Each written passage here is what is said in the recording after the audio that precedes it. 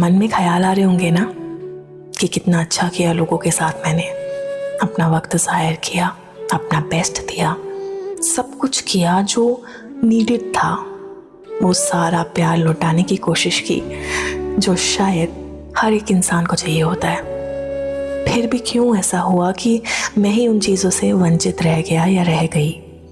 तो सुनो, भले ही तुम आज अकेले हो गए हो एंड तुम्हें अपने सवालों के जवाब नहीं मिल रहे हैं, पर एक दिन देखना तुम्हारी ऐसी सिचुएशन आएगी जब तुम्हें खुद अपने सवालों के जवाब मिलने लगेंगे।